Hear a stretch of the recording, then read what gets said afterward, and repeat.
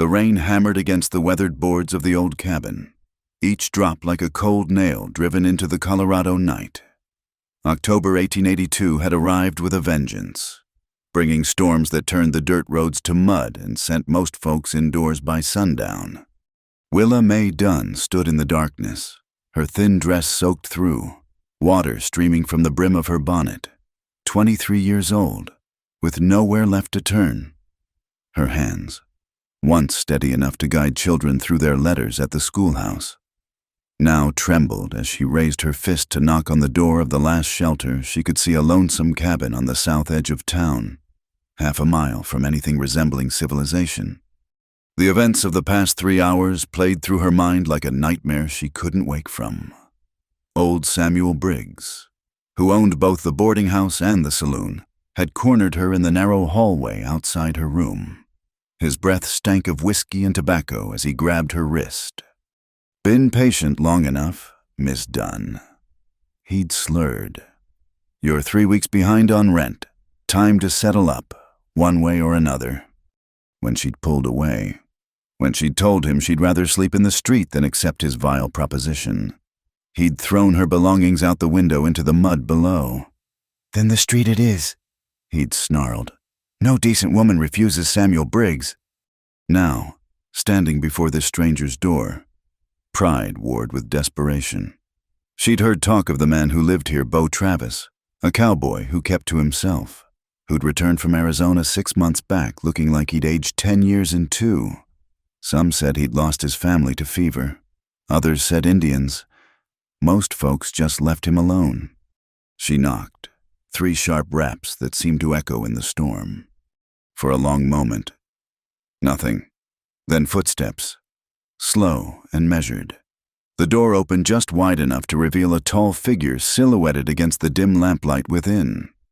Bo Travis stood 6 feet and some, his shoulders broad beneath a worn flannel shirt. 33 years had etched lines around his eyes, and his dark hair hung a touch too long, like a man who'd forgotten to care about such things. He held a Winchester rifle loose in his left hand, not threatening, just careful. His gray eyes took in her sodden state, the small bundle of possessions clutched against her chest, the way she swayed slightly on her feet from cold and exhaustion. "Ma'am," he said, his voice rough from disuse. He didn't ask her name, didn't ask what she was doing at his door in the middle of a storm. Men learn not to ask too many questions out here. Sometimes the answers were worse than the wondering. "I'm sorry to trouble you," Willa began, her teeth chattering. "I was wondering if I might—" The words failed her. "How did you ask a stranger for shelter without sounding like the kind of woman people whispered about?" Bo stepped back, opening the door wider. He set the rifle against the wall and moved to a wooden chest in the corner. Without a word, he pulled out a wool blanket, gray and patched but clean, and held it out to her. "That corner there," he said, nodding toward a spot near the fireplace where the floorboards looked swept clean. "Ain't much for comfort, but it beats the cold ground out there." Willa stepped inside, dripping on his floor. The cabin was sparse but tidy, a single room with a bed against one wall, a table with 2 chairs, shelves holding a few dishes and supplies. A fire crackled in the stone fireplace, casting dancing shadows. Everything spoke of a man living alone, making do. "Thank you," she whispered, taking the blanket. "I won't be any trouble." Bo moved to the stove, poured coffee from a blue enamel pot into a tin cup. He set it on the table, then retreated to his side of the room, giving her space. "Coffee's hot, might help with the chill." She wrapped the blanket around her shoulders and picked up the cup with both hands, letting the warmth seep into her fingers. Bo sat in a chair by the window, cleaning his rifle with practiced movements, not looking at her directly. The only sounds were the rain on the roof, the pop of the fire, and the soft click of metal as he worked. "I can pay," Willa said suddenly, though she had perhaps $2 to her name, "for the trouble, once I find work." "No need." Bo cut her off gently. Storm like this wouldn't turn out a dog, much less a lady. The word lady made her eyes burn with unshed tears. After what had happened at the boarding house, after the names Briggs had called her, she'd wondered if she'd ever hear that word applied to her again. Bo finished with his rifle, set it aside. He stood, moved to a shelf, and pulled down a folded shirt and a pair of canvas pants. These were they're clean, dry, too big, but better than what you got on. He set them on the table and turned his back, busying himself with banking the fire. Willa understood the unspoken kindness. She quickly changed behind the blanket, rolling up the 2 long sleeves and trouser legs. Her wet things she hung on a peg by the door. When she was decent again, she cleared her throat softly. Bo turned back, gave a brief nod of approval. "Should sleep now," he said. "Morning comes early." He moved to his own bed, sat on the edge to pull off his boots. Willa arranged herself in the corner he'd indicated, using her small bundle as a pillow. The blanket smelled of cedar and smoke. The floor was hard beneath her, but the fire's warmth reached her, and for the first time in hours, she stopped shivering. "Mr. she started. "Bo," he said. "Just Bo." "Bo?" she repeated. "I'm Willa. Willa Mae Dunn." He nodded once, then lay back on his bed, still fully clothed except for his boots. He didn't blow out the lamp, left it burning low on the table, another small kindness for a woman who might fear the dark in a stranger's home. Willa closed her eyes, listening to the storm. She thought about the schoolhouse where she'd taught for 2 years before the school board president decided she should marry him or find other employment. She thought about her parents' farm in Kansas, lost to drought and debt. She thought about all the doors that had closed, one by one, until she'd ended up here, on a stranger's floor, wearing a dead woman's clothes. But she was dry, she was warm, and the man across the room had asked no questions, demanded no payments, offered no judgments. In the frontier, sometimes that was as close to grace as you could get. The rain continued its assault on the cabin roof, but inside, 2 broken souls rested in their separate corners, neither knowing that this night would be the beginning of something neither had dared hope for a chance at healing. At home, at love strong enough to weather any storm. Bo lay still, eyes open in the darkness. It had been 8 months since he'd shared this roof with another person. 8 months since Maria and little Sarah had succumbed to the fever that swept through their homestead in Arizona. He'd buried them beneath a cottonwood tree, sold the land for whatever he could get, and ridden north until he couldn't ride anymore. This cabin had been empty when he found it, abandoned by some prospector who'd gone looking for gold and found only disappointment. Bo had fixed the roof, patched the walls, and settled in to live out his days in solitude. He hadn't expected a knock at his door, hadn't expected to open it and find a woman with desperate eyes and nowhere else to go. He could hear her breathing, soft and even now, asleep, or pretending to be. Tomorrow he'd have to figure out what to do about this situation. The proper thing would be to help her find other accommodations, somewhere respectable. But looking at her standing in his doorway, soaked and shaking, he'd seen something he recognized, the look of someone who'd been pushed to the very edge and was holding on by their fingernails. He knew that feeling, knew what it was like to have the world take everything from you and then demand you keep walking anyway. So he'd opened his door, offered what little comfort he could, and asked nothing in return. Tomorrow would bring its own troubles. Tonight, the storm raged on, but inside this small cabin, 2 souls had found shelter. It wasn't much, but it was enough. It was a beginning. The first light of dawn crept through the cabin's single window, painting golden stripes across the rough wooden floor. Willa woke to the sound of quiet movement and the rich aroma of coffee brewing. For a moment, she couldn't place where she was, then memory flooded back, and she sat up quickly, the blanket falling from her shoulders.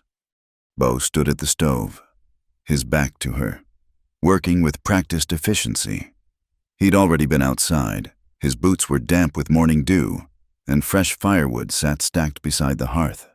Without turning, He spoke in that same low, measured tone from the night before. "Coffee's ready. Breakfast in a minute."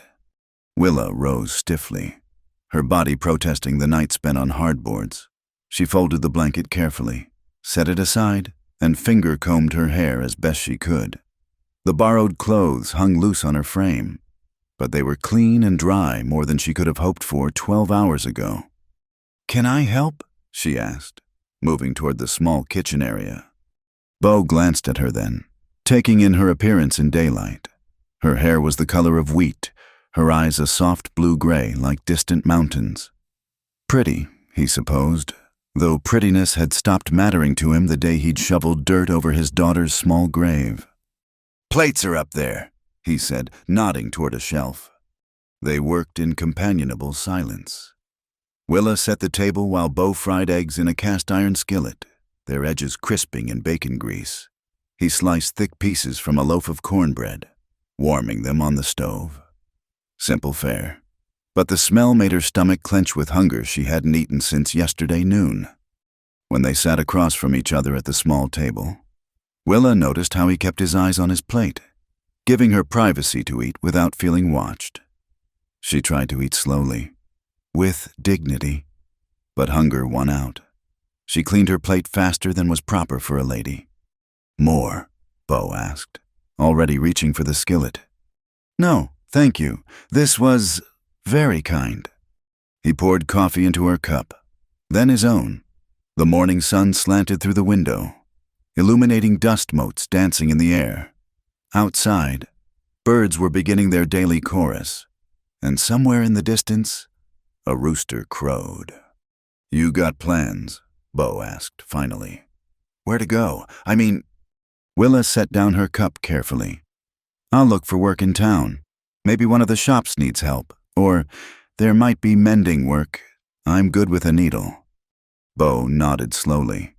He knew as well as she did that work for unmarried women was scarce in a frontier town. The respectable places wanted married women or widows with references. The less respectable places, well, that's how women like Willa ended up with nowhere to sleep but a stranger's floor. "Rain's supposed to keep up for a few days," he said, looking out the window. "Roads'll be nothing but mud." The implication hung between them. She couldn't walk to town in borrowed men's clothes through knee-deep mud. Her own dress was still damp, and even when dry, it would be ruined from the previous night's soaking. "I'll manage," Willa said quietly, though she had no idea how. Bo pushed back from the table, went to a wooden chest in the corner, different from the one that held blankets. He rummaged for a moment, then pulled out a folded bundle of blue calico. "These were my wife's," he said, his voice rougher than before. "Maria was about your size. They're no use to anyone packed away." He set the bundle on the table, 2 dresses, worn but clean, and a pair of women's boots that had seen better days but would keep feet dry. Willa touched the fabric gently, understanding the weight of what he was offering. "I couldn't—" "You could," Bo interrupted. "Like I said, no use to anyone in that chest." He moved away then, busying himself with clearing dishes, giving her a moment to compose herself. Willa blinked hard against the burning in her eyes. Kindness, when you weren't expecting it, could undo you faster than cruelty. "Thank you," she whispered. Bo just nodded, pumping water into a basin to wash the dishes. Willa rose to help, and they fell into a rhythm he washed. She dried, moving around each other in the small space like dancers who didn't quite know the steps yet. When the last plate was put away, Bo dried his hands on a cloth, seemed to wrestle with something internally. Finally, he spoke. "You can stay here a few days, till the weather clears, till you find something in town."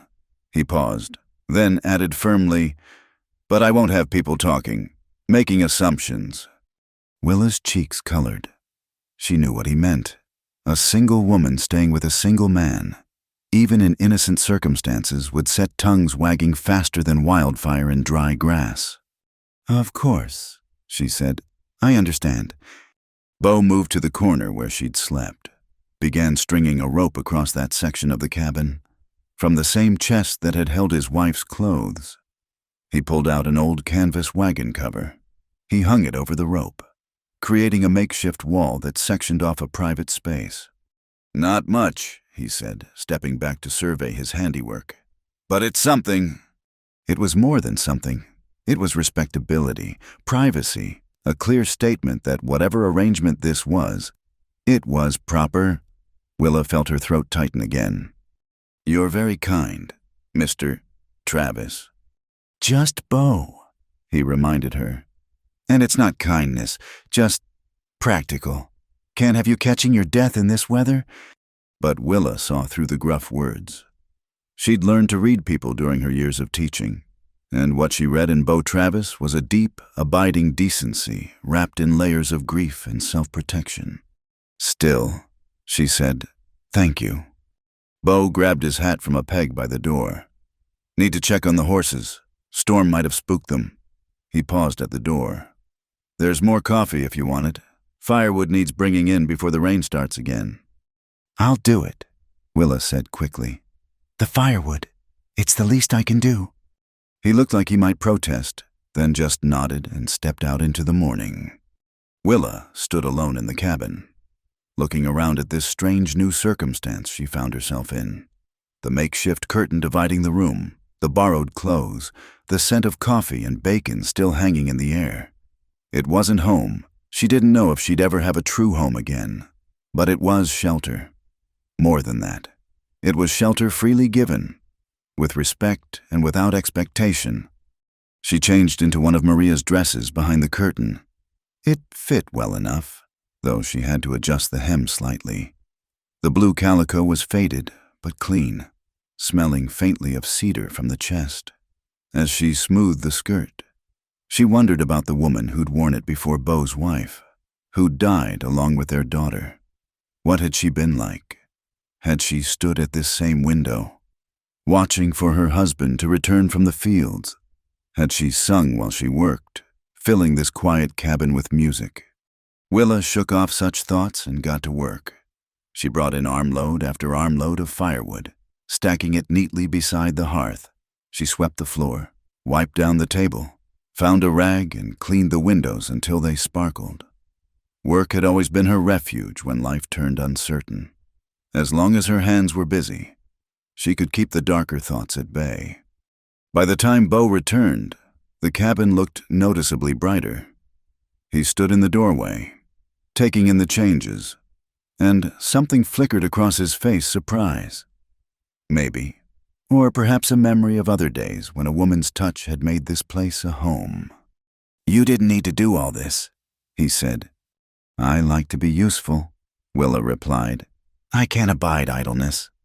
He hung his hat, moved to the stove to pour himself coffee. "Found a section of fence down. I'll need to repair it before the cattle find it." He paused, then added, "If you're staying a few days, I could use help with some things. Nothing too hard, just an extra pair of hands." It wasn't charity. Willa realized he was offering her work, a way to earn her keep without sacrificing her pride. "I'd be glad to help." And so their first full day together began, setting a pattern that would carry through the days to come. They worked side by side but separate, speaking when necessary but comfortable in silence. Bo showed her how to mend harnesses while he repaired tools. She prepared their midday meal while he worked on the fence. They moved around each other carefully, two wounded souls learning to share space without touching each other's bruises. As evening approached and the rain began again as predicted, they sat at the table with bowls of beans and cornbread. The lamplight created a circle of warmth in the growing darkness, and for the first time in months, neither of them felt entirely alone. "Tomorrow," Bo said. "If the rain lets up, we can go to town, see about finding you proper work." Willa nodded, though part of her dreaded it. Town meant facing Samuel Briggs again, meant whispers and stares and closed doors. But she couldn't stay here forever, no matter how peaceful it felt. "Yes," she said, "tomorrow." But tonight, she was safe. Tonight, she was warm and fed and treated with dignity. and across the table sat a man who asked nothing of her but honest work and decent company. In the harsh landscape of the frontier, such simple graces felt like miracles. Days turned into a week, then 2. The rain had stopped after 3 days, as Bo predicted. But somehow the trip to town kept getting postponed. There was always something: a sick calf that needed tending, harnesses that required mending, a section of roof that started leaking. Neither of them spoke about why Willa hadn't yet ventured out to seek other arrangements. They settled into a rhythm as natural as breathing. Bo would rise before dawn, tend to the animals, then return to find coffee ready, and breakfast started. Willa took over the domestic tasks without being asked: cooking, cleaning, mending his shirts with tiny, perfect stitches. In the evenings, she worked on a quilt she'd started from scraps of fabric Bo had unearthed from his late wife's sewing basket. They spoke little during those first weeks, but the silence wasn't empty. It was full of small courtesies. Bo always knocking on the frame of the curtain before entering the main room if she was behind it. Willa leaving his coffee just the way he liked it on the table when he came in cold from the fields. One evening, as October gave way to November, they sat at the table after supper. Willa was darning socks while Bo cleaned his rifle. The lamp flame flickered, casting dancing shadows on the walls. "You were a teacher," Bo said suddenly. It wasn't a question. She'd mentioned it briefly that first night. Willa's needle paused. "Yes, for 2 years in Cedar Ridge, before I came here." "Why'd you stop?" She kept her eyes on her work. "The school board president, Mr. Josiah Hartwell, decided I should marry him. When I declined, he decided I wasn't suitable to shape young minds anymore." Bo's jaw tightened. He'd seen it before: men who thought their position gave them rights to whatever they wanted. Man like that doesn't deserve to run a school. Perhaps not, but he does. She tied off her thread, reached for another sock. "What about you? You said you were in Arizona before this." Bo's hand stilled on the rifle. For a long moment, she thought he wouldn't answer. Then, quietly, had a small ranch outside Tucson, 100 head of cattle, good water, decent land. "What happened?" "Fever came through in the spring. Scarlet fever. Doc said—" His voice was steady, but his knuckles were white where he gripped the cleaning rod. "Took my wife Maria first. Our daughter Sarah—" He stopped, cleared his throat. "She lasted 3 more days, just shy of her 4th birthday." Willa set down her mending. "I'm sorry." "Nothing to be sorry for. Wasn't your doing." He resumed cleaning the rifle with mechanical precision. "Sold the ranch.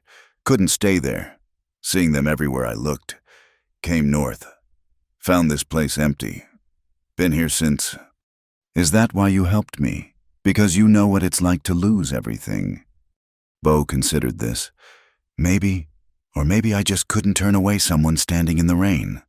He set the rifle aside, met her eyes across the table. "We've all got our ghosts.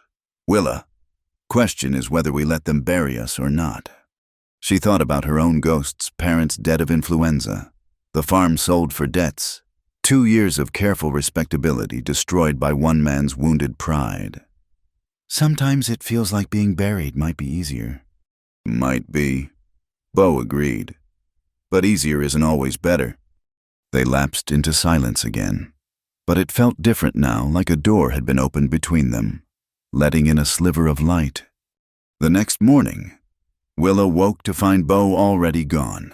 This wasn't unusual, but something felt different.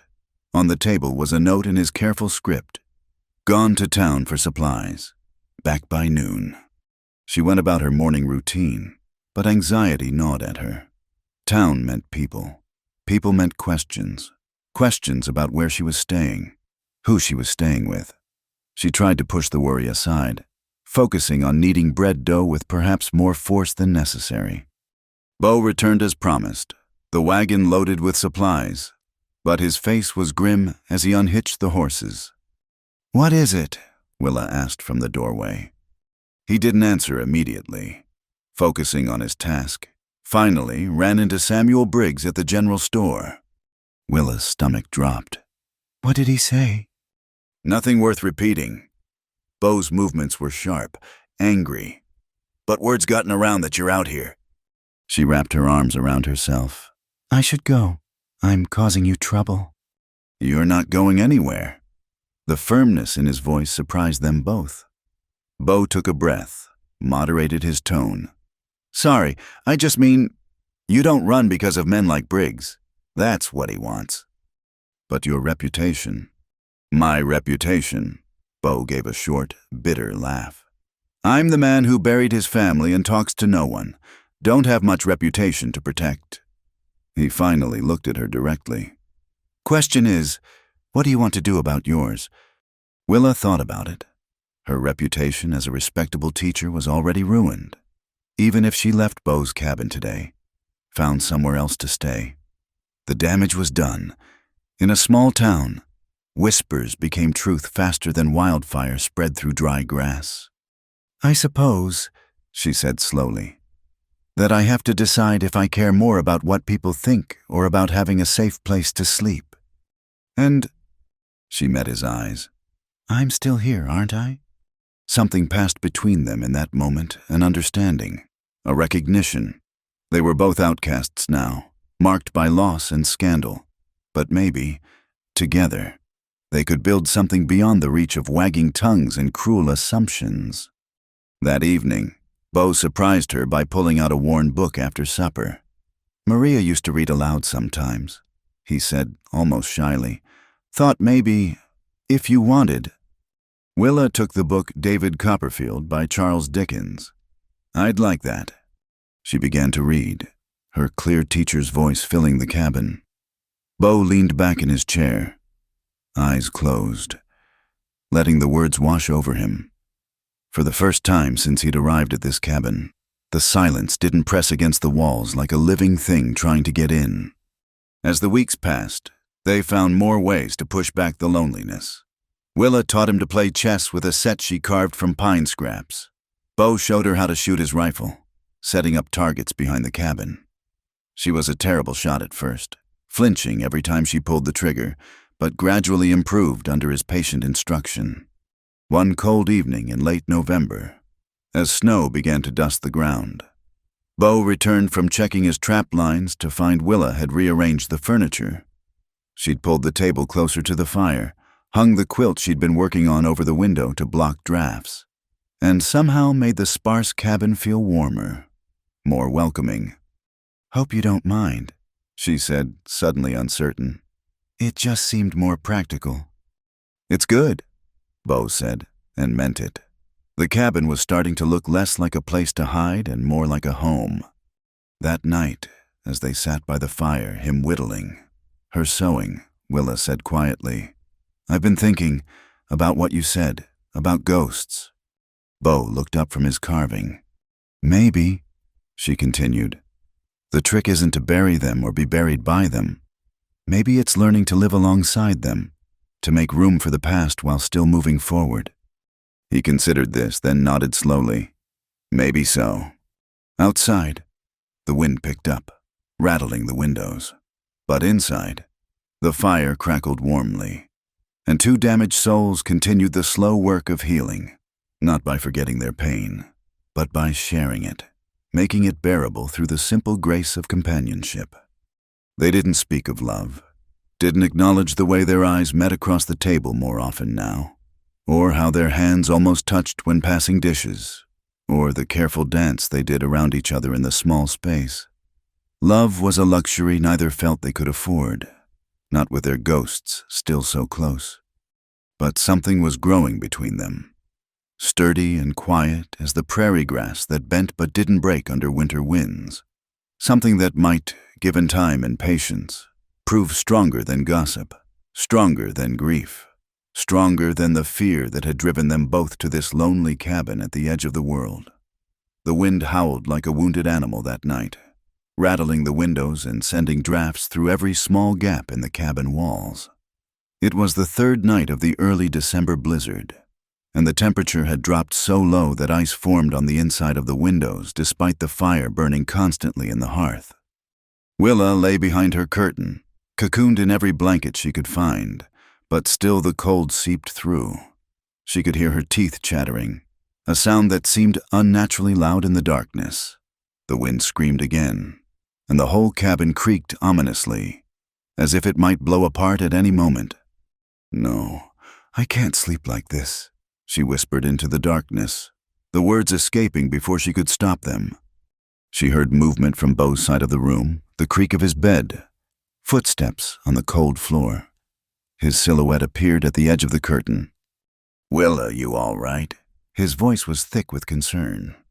She pulled the blankets tighter, embarrassed by her weakness. "I'm fine, just cold." "You're not fine. I can hear your teeth chattering from over here."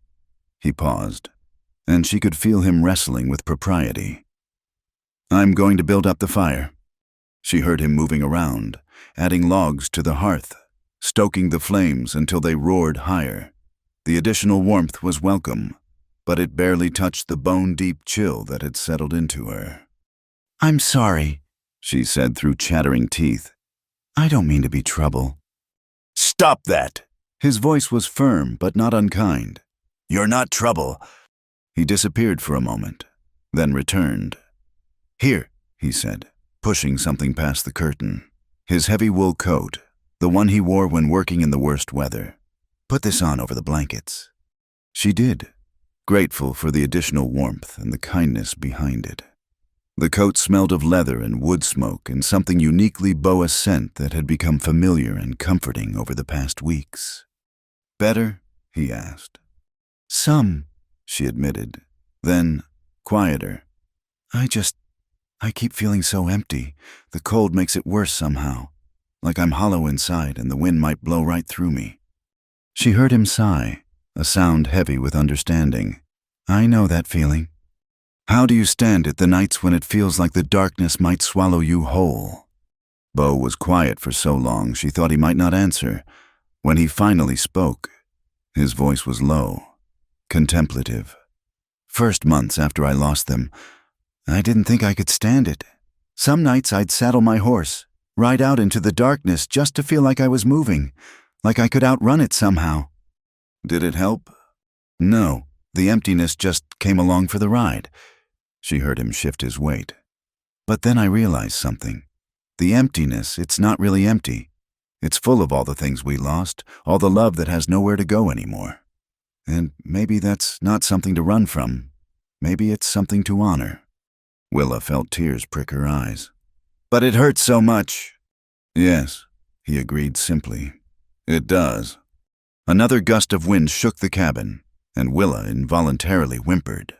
The sound seemed to decide something for Beau. "This is foolish," he muttered. "You'll catch your death over there." She heard him moving around again. "I'm going to move your bedding closer to the fire, for warmth. Nothing improper, just practical." He pulled back the curtain and, working quickly, helped her gather her blankets and the makeshift pallet. He arranged everything near the hearth, on the opposite side from his own bed, but close enough to benefit from the fire's warmth. The relief was immediate. The heat from the flames reached her properly now, beginning to thaw her frozen limbs. "Thank you," she whispered. Beau just nodded and returned to his own bed, but she could tell he wasn't sleeping either. They lay there in the flickering firelight, two souls separated by propriety and a few feet of floor space, but united in their wakeful vigil against the storm. "Beau," she said softly after a while. "Yeah. Tell me about her, about Maria." He was quiet, and she worried she'd overstepped. Then, she loved to sing, couldn't carry a tune in a bucket, but she sang anyway, while she cooked, while she sewed, while she rocked Sarah to sleep. Used to drive me half crazy sometimes. But now, his voice trailed off. What was her favorite song? Barbara Allen. She must have sung it 1,000 times. Still hear it sometimes when the wind's just right. Willa pulled the blankets up to her chin. "My mother used to sing that one too." "Yeah. And Shenandoah. That was Papa's favorite. He'd whistle it while he plowed." She smiled at the memory. I haven't thought about that in months." They continued talking quietly, sharing memories like carefully rationed provisions. Bo told her about the time Maria had tried to make a birthday cake with salt instead of sugar, how they'd laughed until their sides hurt.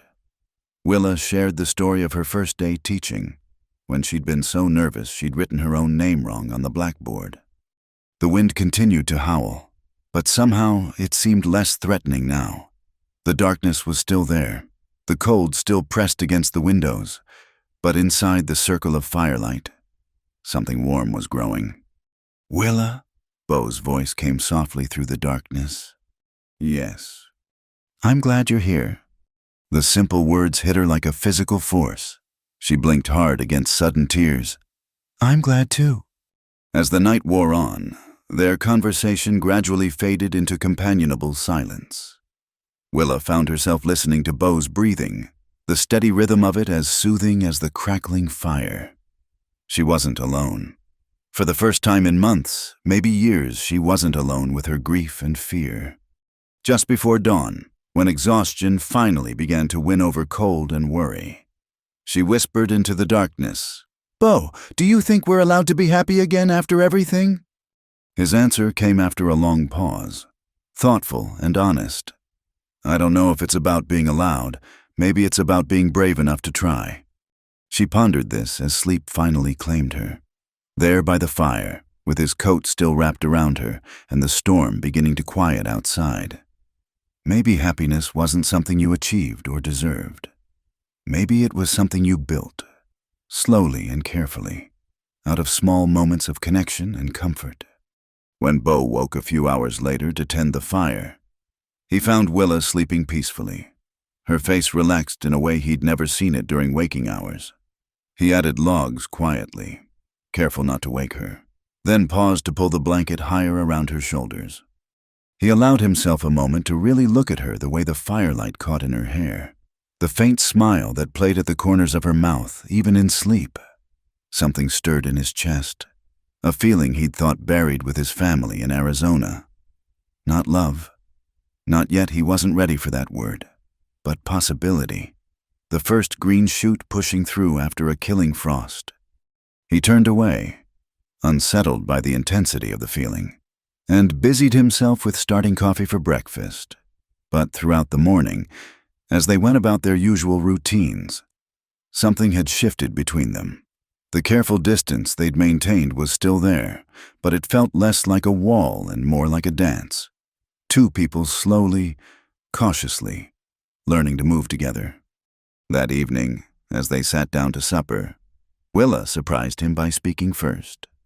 "I've been thinking," she said, meeting his eyes directly, "about what you said last night, about being brave enough to try." Bo set down his fork, giving her his full attention. "I want to try," she continued, her voice steady despite the color in her cheeks. "Not just to survive, but to live, to build something here, with you. If you'll let me. Not as anything improper," she added quickly, "but as partners, companions, friends who understand each other's ghosts." Bo looked at her for a long moment. This woman who'd arrived at his door broken and desperate, who'd somehow brought light back into his dark cabin, who made him want to be more than just a man going through the motions of living. "I'd like that," he said simply. Then, with the ghost of a smile, "Partners." They shook hands across the table, a formal gesture that somehow felt more intimate than an embrace. And if their fingers lingered a moment longer than necessary, if their eyes held promises of something deeper than friendship, well, that was a conversation for another day. For now, it was enough to have acknowledged the connection between them, to have chosen to try. Outside, the storm had finally passed, leaving the world blanketed in pristine white snow. But inside the cabin, warmed by fire and companionship and the first stirrings of hope, two wounded souls had found something worth building together. It wasn't the life either of them had planned, but sometimes the best things came from the ashes of what was lost. The peace they'd found together lasted through the winter months, a quiet contentment that neither had dared hope for. But as spring arrived in 1883, bringing with it the thaw and the return of travelers to the roads, the outside world began to intrude once more on their sanctuary. It started with whispers at the general store when Beau went for supplies, conversations that stopped abruptly when he entered, eyes that followed him with speculation and judgment. He ignored it as best he could, conducting his business with the same taciturn efficiency as always. But the seeds of gossip, once planted, grew like weeds in fertile soil. The situation came to a head on a mild April morning when Cal Newton, an old friend from Beau's cattle driving days, rode up to the cabin. Beau was mending a bridle on the porch when he saw the familiar figure approaching. "Cal," he said, standing to greet his visitor. They'd ridden together for 3 years before Beau had married and settled down. "Been a long time." Cal dismounted, but his usual easy smile was absent. His weathered face looked troubled as he tied his horse to the porch rail. "Beau, we need to talk." Inside the cabin, Willa was kneading bread dough, humming softly, a habit she'd developed over the months, filling the space with the music Beau had missed since Maria's death. She looked up as the men entered, flour dusting her hands and a streak of it across her cheek where she'd brushed back a strand of hair. "Willa, this is Cal Newton." Beau said, "Old friend of mine. Cal, this is Miss Dunn." Cal touched his hat brim politely, but his expression remained stern. "Ma'am." "Pleased to meet you," Willa said, sensing the tension. "I'll make coffee." "No need," Cal said quickly. "I won't be staying long." An uncomfortable silence settled over the room. Willa looked between the two men, then quietly excused herself to the garden, giving them privacy. But the cabin's thin walls meant she could hear every word that followed. "So it's true," Cal said once she'd gone. "You've got that woman living here." Beau's jaw tightened. "Miss Dunn is a boarder. She helps with the house in exchange for room and board. Everything's proper." Cal snorted.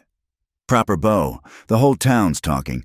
Samuel Briggs is telling anyone who'll listen that she's a—" He lowered his voice, but Willa still heard the ugly word he used. "Briggs is a liar and a drunk," Beau said flatly. "Maybe so, but folks are listening. And it's not just him. The church ladies are saying you're living in sin. The men at the saloon are making bets on, well, on things I won't repeat." Beau's hands clenched into fists. "Let them talk." "It's not just talk anymore." Cal leaned forward, his voice urgent. "Briggs has been stirring up trouble, saying you're corrupting the morals of the town. There's talk of the sheriff paying you a visit, maybe running her out of town as a vagrant." "On what grounds?" "On the grounds that this is a small town and Briggs has money and influence." Cal sighed, removed his hat to run a hand through his graying hair. "Look, Beau, I know you. Know you're a good man who's had more than his share of sorrow. But this situation, it's not good for you." "Not good for me." Beau's voice was dangerously quiet. "You know what wasn't good for me. Cal burying my wife and daughter, living alone in this cabin with nothing but ghosts for company. Willa Dunn is the first person in a year who's made me feel like I might want to keep living." Cal shifted uncomfortably. "I'm not saying she's bad. Beau, I'm saying if you care about her, if you care about your own reputation, you need to think about what's best. Maybe help her find somewhere else to stay, somewhere proper." "This is proper," Beau insisted. "We've done nothing wrong." "Doesn't matter what you've done or haven't done. What matters is what people believe." Cal stood, settling his hat back on his head. "I'm trying to help you here. Beau, as a friend, think about what I've said." After Cal left, Beau found Willa in the garden, viciously pulling weeds with more force than necessary. She didn't look up as he approached. "You heard," he said. It wasn't a question. "Yes." He crouched beside her, gently stilling her hands. "Willa, look at me." She raised her eyes to his, and he saw they were bright with unshed tears. "He's right. You know, I should go. I'm ruining your life." "You're not ruining anything," Beau said firmly. "Aren't I?" You can't go to town without people whispering. Your friend felt the need to ride out here to warn you about associating with me. How long before they stop selling to you at the store? Before they shun you completely?" Bo sat back on his heels, considering. "You remember what I told you that first week about not running because of men like Briggs? This is different. This is your home, your life." "No," he interrupted. "This was just a place I came to hide. You made it a home. You made it a life worth living." He stood, offering her his hand. "Come on, we need to talk, really talk." Inside, they sat at the familiar table where they'd shared so many meals, so many quiet conversations. Bo poured coffee with steady hands, though Willa could see the tension in his shoulders. "Cal's right about one thing," he began. "This situation, it's not sustainable. The talk will only get worse." Willa's heart sank. "I understand. I'll pack my things." "Let me finish," Bo said gently. "The situation isn't sustainable as it is, but maybe it doesn't have to stay as it is." She frowned, not understanding. "What do you mean?" Bo took a deep breath. "What I mean is, I'm tired of caring what people think. Tired of letting their small minds dictate how we live. You're not a boarder. Willa, haven't been for months. You're—" he struggled for words. "You're the person I look for when I come in from the fields. The voice I want to hear when the darkness gets too heavy. You're my friend, my companion, my—" "You're what?" she whispered. He met her eyes directly. "The woman I've come to care for, more than care for, if I'm honest." Willa's breath caught. They'd been so careful these past months, maintaining proper boundaries, never acknowledging the growing feeling between them. To hear him speak it aloud was both thrilling and terrifying. "I'm not asking for anything you're not ready to give," he said quickly. "I know we both have our wounds, our ghosts. But I also know that you've brought light back into my life. And if the choice is between keeping you here and maintaining my reputation in town, well, that's no choice at all." Willa felt tears spill over, but they weren't entirely sad. "What are you saying?" "I'm saying stay. Not as a boarder, not as a housekeeper, but as whatever you're comfortable being. If the town wants to talk, let 'em. We'll face it together." "And if they try to force me out, if the sheriff comes—" Bo's expression hardened with determination. "Then they'll have to go through me first. This is my land, my home. I decide who's welcome here." Willa reached across the table, taking his calloused hands in hers. It was the first time they'd intentionally touched beyond the necessary brushes of daily life. You could lose everything: your standing in the community, your ability to do business. "I've already lost everything once," Bo said softly. "Survived it, though I didn't think I would. But I don't think I could survive losing you too. Not when we found something good in all this mess." They sat in silence for a moment, hands clasped across the table, the weight of the decision before them. Finally, Willa spoke. "I'll stay," she said, "but on one condition." "Name it." "We face this honestly. No more pretending I'm just a boarder. If we're going to weather the storm, we do it together as whatever we are to each other." Bo squeezed her hands gently. "Partners." She smiled through her tears, remembering their handshake months ago. "Partners." That evening, as they prepared supper together, there was a new ease between them. The careful distance they'd maintained had dissolved, replaced by something warmer, more natural. When Bo's hand brushed Willa's as they reached for the same dish, neither pulled away. When she stood close to show him how she seasoned the stew, he didn't step back. "There will be trouble," Willa said as they ate. "Cal was right about that.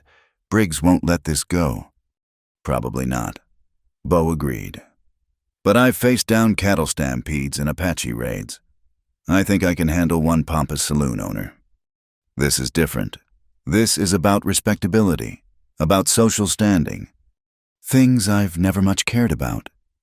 Bo finished. "Look, Willa, I know what we're risking, but I also know what we gain by standing together.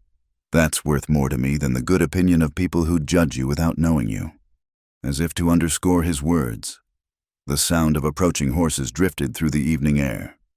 Bo rose, reaching for his rifle, but relaxed slightly when he recognized the rider, Sheriff Tom Garrett, alone and looking uncomfortable. "Evening, Tom," Bo said from the porch as the sheriff dismounted. "Bo." The sheriff was a decent man, fair-minded most of the time, but he looked like he'd rather be anywhere else. "Mind if we talk? Suppose that depends on whether you're here as Tom Garrett or as the sheriff." Tom sighed. "Bit of both, I'm afraid." Bo gestured to the porch chairs. Behind him, he heard Willa moving inside, probably watching from the window. "I'll get right to it," Tom said once they were seated. "Briggs has been making noise about the situation out here. He's got some of the town council worked up, talking about moral standards and such. And I told them there's no law against a man having a housekeeper, but Bo..." Tom leaned forward. "They're not going to let this go. Briggs has too much influence, and he's got a grudge against Miss Dunn." "Because she refused him," Bo said flatly. Tom nodded. "That's the heart of it, though he's dressing it up as concern for public morality." He paused, choosing his words carefully. "I'm not here officially, but as a friend, I'm warning you this could get ugly. They might try to use vagrancy laws, disturbing the peace, whatever they can think of to force her out." "Then they'll have to arrest me too," Bo said calmly. "Because she's not going anywhere she doesn't want to go." Tom studied him for a long moment. "You sure about this? You've built a good life here. Bo, this could cost you..." "Already counted the cost." Bo replied, "Made my decision." The sheriff stood, settling his hat. "Then I wish you luck. You're going to need it." He paused at the steps. "For what it's worth, I think Briggs is a snake and Miss Dunn seems like a decent woman who's had bad luck. But the law's the law, and if they push hard enough..." "I understand." Bo said, "Thanks for the warning, Tom." After the sheriff left, Willa emerged from the cabin, her face pale but determined. "We're in for a fight." "Seems like," Bo agreed. He turned to face her. "You can still leave. Find somewhere where nobody knows." She stopped him with a hand on his arm. "We're partners. Remember, partners don't run out when things get difficult." Looking down at her in the fading light, Bo felt something fierce and protective rise in his chest. Whatever came next, they'd face it together. The town could talk, Briggs could scheme, but here on this small patch of land, they'd found something worth fighting for. "All right then," he said. "Let them come." The night was still and quiet. Too quiet. Willa had learned to read the rhythms of their little homestead the way the horses shifted in their stalls. The rustle of small creatures in the brush, the distant howl of coyotes. Tonight, something felt different. Wrong. She'd been packing her few belongings by lamplight, folding Maria's dresses carefully back into the trunk where they come from. Each movement was deliberate, mechanical, as if by focusing on the task she could avoid thinking about what she was doing, what she had to do. The conversation with Sheriff Garrett 3 days ago had made things clear. The town wouldn't let this go. Briggs had stirred up enough righteous indignation among the church ladies and town council that it was only a matter of time before they took real action. She wouldn't let Bo lose everything he'd built here because of her. She couldn't. She'd waited until he was deeply asleep, exhausted from a long day of rounding up strays from the far pasture. His breathing was deep and even from across the room. In the months she'd lived here, she'd memorized that sound, let it lull her to sleep on countless nights. Tonight, it made her heart ache. The floorboard creaked under her foot as she moved toward the door, and she froze. But Bo didn't stir. She allowed herself one last look at the cabin that had become home, the table where they'd shared so many meals, the chair where she'd read to him in the evenings, the curtain he'd hung that first night to preserve her dignity. Her hand was on the door latch when she heard him move. Going somewhere? She closed her eyes, caught. When she turned, Bo was sitting on the edge of his bed, fully dressed. He'd been awake the whole time. "You knew," she whispered. "You've been saying goodbye for 3 days," he said quietly. "Every meal, every conversation, the way you looked at things like you were memorizing them. I know what leaving looks like. Willa. Then you know why I have to go." He stood slowly, crossed to where she stood by the door. In the lamplight, she could see the determined set of his jaw, the quiet pain in his eyes. "No," he said. "I know why you think you have to go. There's a difference. Bo, please, don't make this harder than it is." "Harder?" His voice roughened. "You're trying to sneak out in the middle of the night like what we have means nothing. And you want me to make it easy for you." "That's not—" She stopped, took a shaky breath. "What we have means everything. That's why I have to leave. I won't be the reason you lose your home, your livelihood, your place in this community." "My place?" Bo laughed, but there was no humor in it. "My place was 6 feet underground with my family until you knocked on my door. You think I care about what this town thinks? You think their opinion matters more to me than—" He stopped abruptly. "Jaw working." "Then what?" she asked softly. He reached out, gently took the bundle from her arms, set it aside. Then he took her hands in his, calloused thumbs brushing over her knuckles. "Then you," he said simply. "Then the life we've built here. Then the first real happiness I've felt since I put my daughter in the ground." Tears spilled down Willa's cheeks. "But the sheriff said—" "I don't care what the sheriff said. I don't care what Briggs says, or the church ladies, or the whole blessed town." His grip on her hands tightened. "I care about what happens when you make coffee in the morning, humming that song about the old oaken bucket. I care about the way you bite your lip when you're concentrating on your sewing. I care about how this cabin feels alive again instead of like a tomb." "Bo—" "I'm not finished," he said firmly. "You think you're protecting me by leaving all you're doing is giving them what they want, letting them win. And worse than that, you're taking away the only good thing that's happened to me in over a year." She was crying openly now.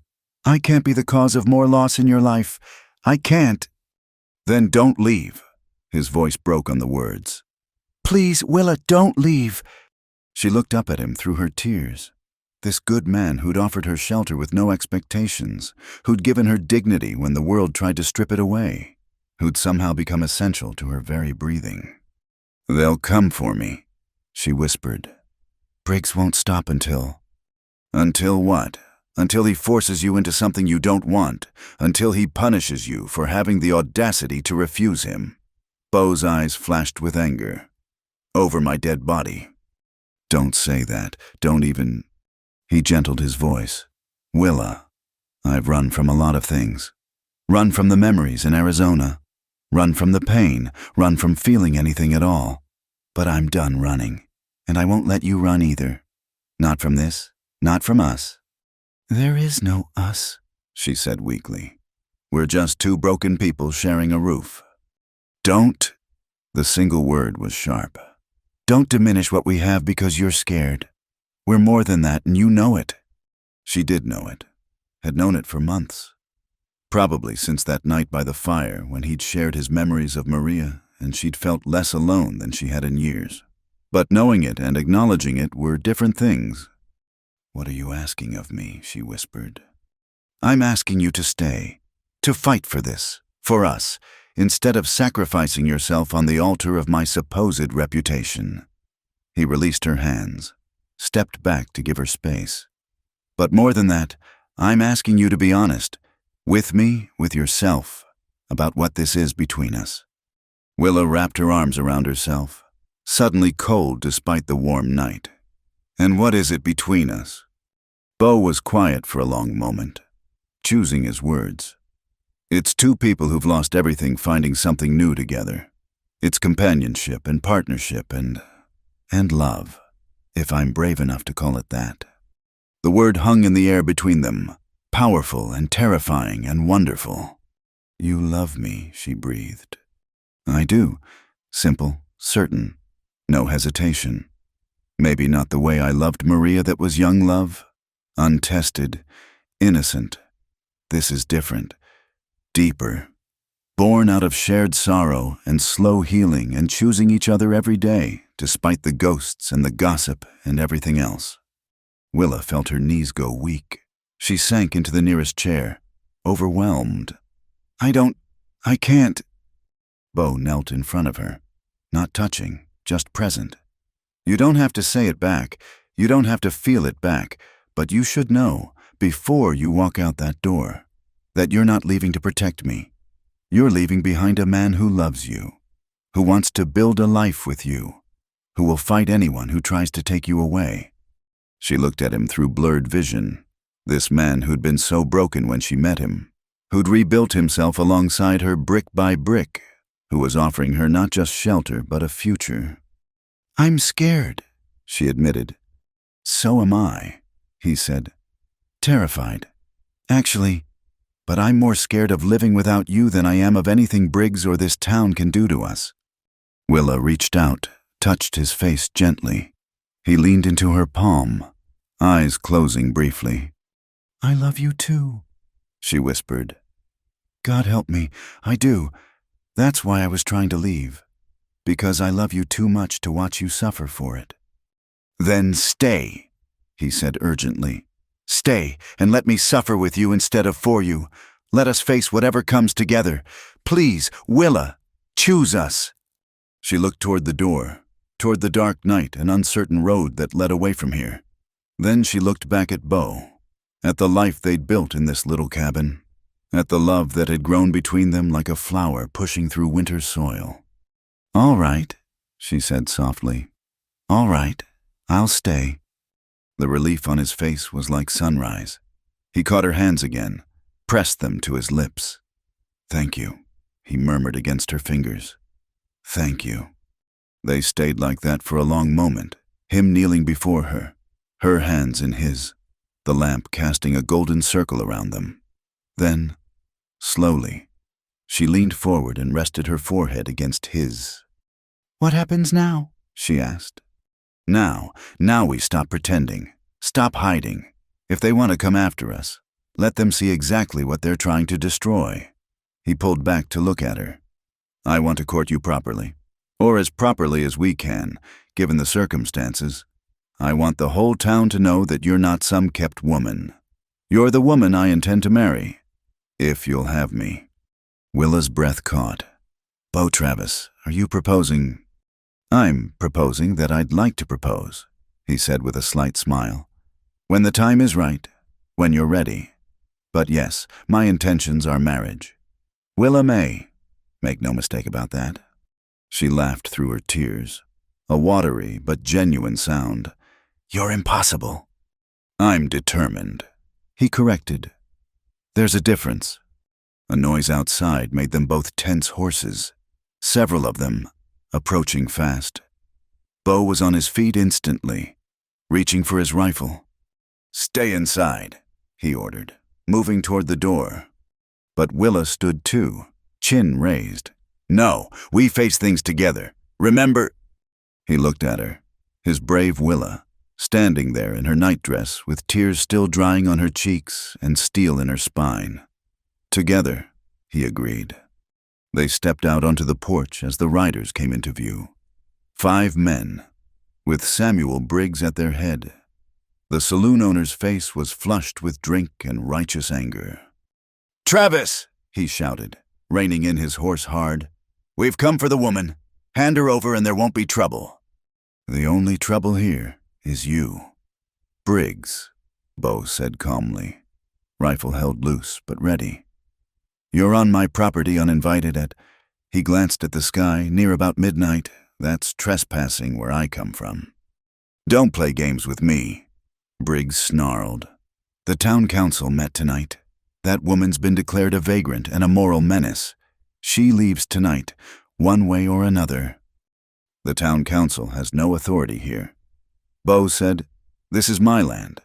She's my fiancée, and you'll treat her with respect or get off my property." The word fiancé rippled through the group of men, causing murmurs and shifted glances. Briggs's face went purple. "Fiancé, you expect us to believe." "I don't expect anything from you except to leave us in peace." Beau interrupted. "Miss Dunn and I will be married as soon as it can be arranged. Until then, she remains here under my protection, and any man who thinks different is welcome to discuss it with me and Mr. Winchester here." One of the other riders, a younger man named Pete Williams, shifted nervously. "Come on, Sam. Maybe we should—" "Shut up!" Briggs snapped. Then, to Beau, "You think you can just declare intentions and make this all proper? She's still a loose woman who's been living in sin." The crack of Beau's rifle split the night. The bullet kicked up dust inches from Briggs's horse's hooves, causing the animal to dance sideways. "The next one won't be a warning," Beau said quietly. "You've said enough, Briggs, more than enough. Get off my land." For a tense moment, violence hung in the air like smoke. Then Willa stepped forward, moving to stand beside Beau. "Mr. Briggs," she said, her voice clear and steady. "I refused your advances because I found them repugnant. That's the real source of your anger. Isn't it not moral concern, but wounded pride? And now you'd ruin 2 lives out of spite." "You little—" "I'd choose my words very carefully," Beau warned, rifle rising slightly. Briggs looked between them, the determined man with the rifle. The woman standing tall beside him and seemed to realize he'd lost this battle. But his eyes promised the war wasn't over. "This isn't finished," he spat, wheeling his horse around. "You can't hide behind that rifle forever, Travis, and when you can't—" He left the threat hanging as he spurred his horse away, the other men following with varying degrees of reluctance. Beau and Willa stood on the porch until the sound of hooves faded into the night. Then, slowly, Beau lowered the rifle. "Well," he said, "that was exciting." Willa surprised them both by laughing real laughter, tinged with hysteria, but genuine. "Did you really just announce our engagement to Samuel Briggs and half the town council?" "Seemed like the thing to do at the time," Beau said, a smile tugging at his lips. "Though I should probably make it official." He set the rifle against the wall, took her hands again. "Willa May Dunn, I know this isn't the proposal you deserve. No flowers, no ring, no bended knee. But will you marry me? Will you let me stand beside you against whatever comes? Will you help me make this cabin a home and this life worth living?" She looked up at him, this good, brave man who'd fought for her, who'd chosen her over everything else. "Yes," she said simply. "Yes, Beau, I'll marry you." He kissed her then, there on the porch with the night wind stirring around them and the echo of trouble still hanging in the air. It was their first kiss, gentle and sure and full of promise. When they finally went back inside, Willa unpacked her bundle with steady hands. She was staying, come what may. She was staying, and somehow, with Beau beside her, that didn't seem frightening anymore. It seemed like coming home. The morning sun cast long shadows down Main Street as Beau and Willa rode into town on the wagon. It was their first trip together since the confrontation with Briggs 3 days prior, and the tension was palpable. Willa sat straight-backed beside him, wearing her best dress, the blue calico that had been Maria's, with her hair pinned up properly under her bonnet. Beau had shaved carefully and worn his church clothes, though he hadn't darkened a church door in over a year. "Remember," Beau said quietly as they approached the general store, "we hold our heads high. We've done nothing wrong." Willa nodded, though her hands were clenched tight in her lap. "I know." The usual morning bustle seemed to pause as their wagon rolled past. Conversation stopped mid-sentence. Heads turned to follow their progress. Beau kept his eyes forward, his jaw set, but he reached over to briefly squeeze Willa's hand. They pulled up outside Morrison's general store. Beau helped Willa down from the wagon, his hands lingering on her waist a moment longer than necessary, a small gesture of support and defiance. Together, they walked toward the store entrance. A cluster of women stood near the door, including Mrs. Abigail Fletcher, the pastor's wife and self-appointed moral guardian of the town. As Bo and Willa approached, the women drew together like hens spotting a hawk. "Ladies," Bo said politely, touching his hat brim. Most of the women turned away pointedly, but Mrs. Fletcher stood her ground, her pinched face flushed with righteous indignation. "Mr. Travis," she said coldly. Then her eyes slid to Willa with undisguised contempt. "Miss Dunn." "Soon to be Mrs. Travis," Bo said calmly. "We'll be posting the banns this week." "Mrs." Fletcher's mouth opened and closed like a landed fish. "Surely Pastor Fletcher won't—" "Won't what?" Bo's voice remained pleasant, but there was steel underneath. "Won't marry two adults who wish to make their union proper before God and man. I thought that was exactly what the church encouraged. After the scandal you've created." "The only scandal," Willa interjected quietly but firmly, "has been created by those who spread false rumors and malicious gossip. Doesn't the Bible have something to say about bearing false witness? Mrs. Fletcher." The pastor's wife's face went from pink to purple. "How dare you quote scripture to me? You... "Careful," Bo warned softly. "That's my intended you're addressing." The tension stretched taut between them until Mr. Morrison appeared in the doorway, clearly having heard the exchange. "Bo, Miss Dunn," he said, nodding to each. "Come in, please. I've got your usual order ready." Gratefully, they moved past the clutch of women into the store's dim interior.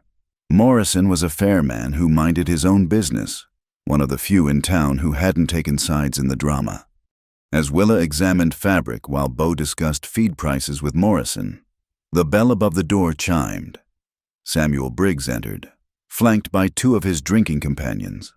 The saloon owner's face was already flushed despite the early hour, suggesting he'd started his drinking at breakfast. "Well, well," Briggs said loudly.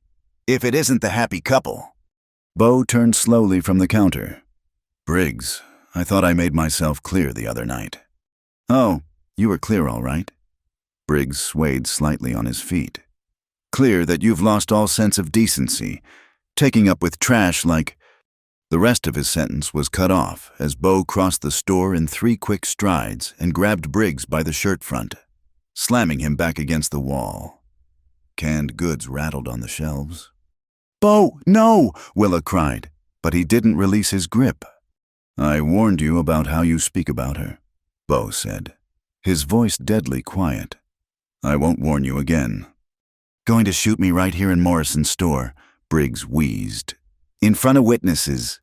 "No," Bo said. "I'm going to offer you a choice. You can walk out of here right now and leave us be, or we can settle this like men outside. Your call." Briggs' companions shifted nervously. One of them, Jake Turner, cleared his throat. "Come on, Sam, let it go. This ain't worth—" "Shut up," Briggs snarled. He looked back at Bo, calculation in his bloodshot eyes. "You think you're some kind of hero? Travis standing up for your woman? She's nothing but a—" Bo's fist connected with Briggs's jaw before he could finish. The saloon owner crumpled to the floor, blood trickling from his split lip. "I did warn you," Bo said conversationally.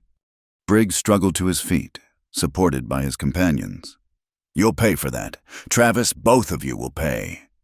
"The only payment I'm interested in," Bo said, "is the apology you owe Miss Dunn, but somehow I doubt you're man enough to give it." Briggs spat blood on the floor, earning a disapproving look from Morrison. "This isn't over." "It is as far as I'm concerned." Bo replied, "You come near Willa again. You threaten her again. You so much as look at her wrong. And we'll have more than words between us. That's not a threat. Briggs, that's a promise." The saloon owner left, supported by his friends, muttering curses under his breath. Bo turned back to find the store had filled with onlookers during the confrontation. Some looked disapproving, others curious, a few almost admiring. "Show's over, folks," Morrison said mildly. "This is a store, not a theater." As people dispersed, murmuring among themselves, Willa approached Bo. "Your hand," she said softly, taking it gently in hers. His knuckles were already swelling. "Worth it," he said, watching her examine the damage. "Violence doesn't solve anything," she chided, but her eyes were soft. "Maybe not," he agreed. "But sometimes a man has to make a stand." He looked around at the remaining customers, raising his voice slightly. "And I'll stand for you, Willa May, against anyone who tries to tear you down. Today, tomorrow, and every day after we're married." An unexpected voice spoke from near the door. "Well said, young man." They turned to see Judge Edmund Carver, the circuit judge who presided over the territory. He was in town for the monthly court session, a dignified man in his 60s with silver hair and keen eyes. "Judge Carver," Bo said, surprised. The judge approached them, his expression thoughtful. "I couldn't help but observe the altercation. Miss Dunn, I presume—" Willa curtsied slightly. "Yes, sir." "I've heard the rumors flying around town," the judge said. "Ugly business, gossip, destroys more lives than bullets. In my experience." He studied them both. "You say you're planning to marry?" "As soon as possible," Bo confirmed. The judge stroked his beard. "I wonder, Mr. Travis, if you'd considered having a judge perform the ceremony instead of waiting for Pastor Fletcher to come around. I have the authority, and I'd be honored to unite two people who clearly care for each other despite the adversity." Willa's breath caught. "You would do that?" "Young lady, I've been judging character for 40 years. I know real affection when I see it, just as I know spite and jealousy." He glanced toward the door where Briggs had exited. "I'd be pleased to perform the ceremony this afternoon, if you're willing. Strike while the iron is hot, as they say." Bo looked at Willa, a question in his eyes. She nodded, tears threatening. "We'd be honored, Judge," Bo said. "Excellent. Shall we say 3 o'clock at my temporary chambers? You'll need 2 witnesses." "I'll stand witness," Morrison said from behind the counter. "If you'll have me." "And I will, too," came another voice. Mrs. Sarah Chen, the doctor's wife, stepped forward. She was one of the few women in town who'd never participated in the gossip. Every woman deserves her wedding day, Miss Dunn, regardless of what the busybodies say. And so, in a few short minutes, everything changed. Word spread through town like wildfire, the confrontation at the store, the judge's offer, the impending wedding. By the time Bo and Willa left Morrison's with their supplies, the entire town was buzzing. As they drove back to the cabin to prepare, Willa slipped her hand into Bo's uninjured one. "Did you know this would happen?" "No," he admitted. "But I'm glad it did. I want you as my wife. Willa, the sooner, the better." She leaned against his shoulder. Propriety be damned. 3 o'clock. That's barely time to press my dress. You could wear a feed sack and still be the most beautiful bride this town's ever seen, Bo said. "Flatterer," she accused, but she was smiling. They spent the next hours in a whirlwind of preparation. Willa pressed her best dress and fixed her hair. Bo shaved again and brushed his suit. They picked wildflowers from the meadow behind the cabin for a small bouquet. At 2:45, they drove back to town. The streets seemed even more crowded than usual, people finding excuses to linger, to watch. Some faces were hostile, others curious, but a surprising number were supportive people who'd kept quiet during the worst of the gossip, but were glad to see right winning out. Judge Carver's temporary chambers were in the town hall. Morrison and Mrs. Chen were already there, along with the judge's clerk to record the marriage, but as Bo and Willa entered, they found several others had come as well. Dr. Chen, Tom Garrett the sheriff, looking official but not unfriendly, and even Cal Newton, Bo's old friend who'd warned him weeks ago. Figured you might need more than 2 witnesses. Cal said gruffly, to make sure there's no question about the legality. Bo gripped his friend's hand. Thanks, Cal. You sure about this, Bo? Cal asked quietly. Bo looked at Willa, who was speaking with Mrs. Chen, her face glowing despite the simple surroundings. Never been more sure of anything. Judge Carver called them to order. We're here to witness the marriage of Beauregard Travis and Willa Mae Dunn. I know there's been talk, and I know some folks have opinions about this union. But what I see are 2 people who've chosen each other, who've stood together against adversity, and who want to make their commitment legal and binding. He opened his book of civil ceremonies. Bo, Willa, please join hands. They stood before him, hands clasped, eyes locked, outside. They could hear the murmur of townsfolk who'd gathered. But inside this room, there was only them and the words that would bind them. Do you, Beauregard, take this woman to be your lawfully wedded wife, to have and to hold, in sickness and in health, for richer or poorer, for better or worse, as long as you both shall live? I do, Bo said firmly. Do you, Willa Mae, take this man to be your lawfully wedded husband, to have and to hold, in sickness and in health, for richer or poorer, for better or worse, as long as you both shall live? I do, Willa whispered, then stronger. I do. Then, by the power vested in me by the territory of Colorado, I pronounce you husband and wife. Mr. Travis, you may kiss your bride. Bo cupped Willa's face gently, mindful of their audience, and kissed her sweetly. Applause broke out from their small gathering of witnesses. Ladies and gentlemen, Judge Carver announced with satisfaction, I present Mr. and Mrs. Beauregard Travis.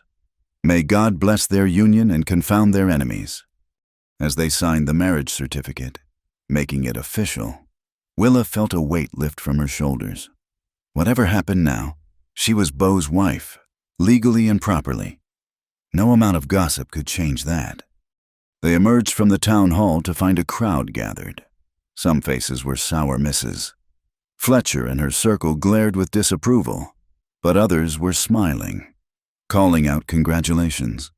Even some who'd whispered before seemed won over by the judge's blessing and the obvious joy on the newlyweds' faces. Briggs was notably absent, probably nursing his jaw and his wounded pride in his saloon. But Willa didn't spare him a thought. She was too busy being introduced as Mrs. Travis, too caught up in the wonder of Beau's proud smile every time he said, my wife. As they drove home in the fading afternoon light, Willa reflected on the day's unexpected turns. We showed them, didn't we? We showed them we won't be bullied or shamed. Beau agreed. That we're stronger together than they are with all their spite. She leaned into him, her husband now, feeling safer than she had in years. I love you, Beau Travis. And I love you, Mrs. Travis, he replied, now and always, no matter what comes next. The cabin looked the same as they approached it, but everything had changed. This was truly home now, truly theirs. As Beau helped her down from the wagon, he suddenly swept her up in his arms. Beau, she laughed. What are you doing? Carrying my bride over the threshold, he said. Some traditions are worth keeping. As he carried her into their home, Willa thought about all the thresholds they'd crossed from stranger to friend to spouse, from broken to healing, from alone to together. And she knew, whatever challenges tomorrow brought, they'd face them as they'd faced today hand in hand, heart to heart, stronger for being together. June arrived with a vengeance that year, bringing heat that shimmered off the hard-packed earth and turned the horizon into a wavering mirage. Beau had been working since dawn, repairing the fence line that ran along the eastern boundary of his property. The sun beat down mercilessly, and sweat soaked through his shirt within the first hour. He'd been pushing himself harder than usual these past weeks. The confrontation with Briggs and the subsequent hasty wedding had died down in town gossip. replaced by news of a mine collapse 2 counties over.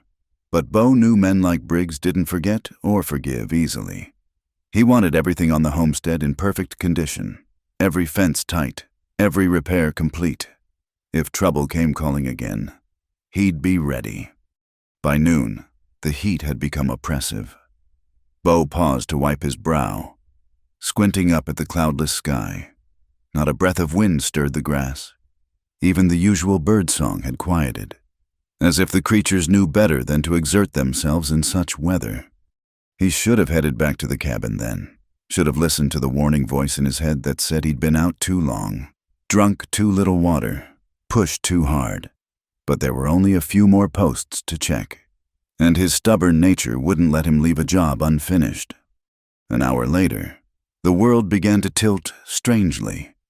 Bo gripped the fence post he'd been examining, blinking hard against the black spots dancing at the edges of his vision. His mouth felt full of cotton, his skin hot and dry despite the sweat that had soaked his clothes earlier. "Just need to sit for a moment," he muttered to himself, sinking down into the meager shade of a scraggly juniper. But sitting didn't help. The dizziness increased, and a crushing headache began building behind his eyes. He tried to stand, knowing he needed to get back to the cabin, to Willa, to water and shade, but his legs wouldn't cooperate. The last thing he remembered was the ground rushing up to meet him, and the thought that Willa would worry when he didn't come home for lunch. Asterisk, asterisk, asterisk. Willa glanced at the clock for the 3rd time in 10 minutes. Nearly 2 o'clock, and Bo hadn't returned for the midday meal. It wasn't like him to miss lunch, especially on a hot day when he needed the rest and sustenance. Unease prickled at the back of her neck. She'd learned to trust her instincts over the years, and right now they were screaming that something was wrong. She stepped out onto the porch, shading her eyes against the brutal sun. No sign of him in the near pastures. His horse was still in the barn, so he was on foot wherever he'd gone. "The eastern fence line," she said aloud, remembering his plans for the day. That was a good 2-mile walk in this heat. Without hesitation, she grabbed the water bucket, filled it fresh from the well, and saddled Bo's mare.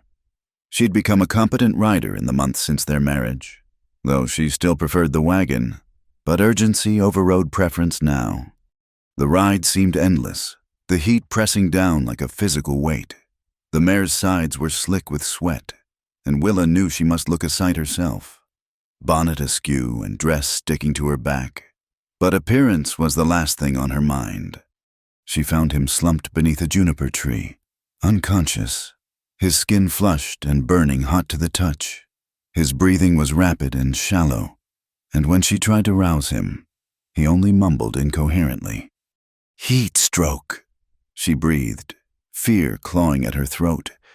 She'd seen it before, on the farm in Kansas. It could kill a man if not treated quickly. Working with desperate efficiency, she dragged him into what little shade the tree provided. She soaked her petticoat in the water she'd brought and began bathing his face and neck, trying to cool his overheated body, but she knew it wasn't enough. She needed to get him back to the cabin, into a cool bath, before his brain cooked in his skull. The problem was his weight. Bo was a tall man, solid with muscle from years of hard work. She couldn't lift him onto the horse alone. "Come on, Bo," she pleaded, patting his cheeks with the wet cloth. "I need you to help me. Just a little, please."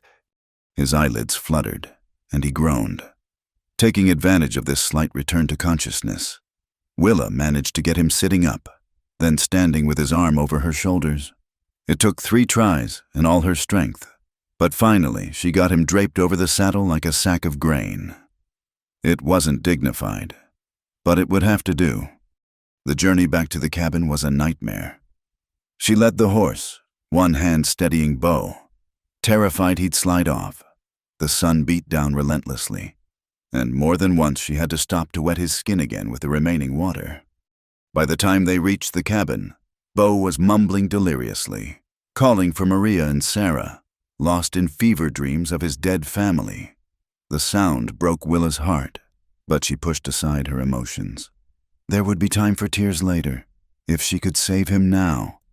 She managed to get him inside and onto the bed, stripping off his sweat-soaked clothes with clinical efficiency.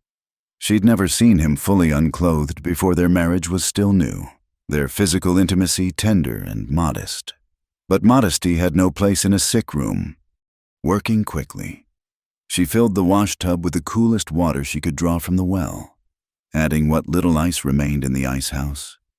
She bathed him repeatedly, changing the water as it warmed from his fevered skin. She forced water between his lips, drop by drop when necessary. Night fell, but the heat barely abated. Willa lit a single lamp, keeping the cabin as dark and cool as possible. She never left his side, monitoring his breathing, his temperature, the flutter of his pulse at his wrist.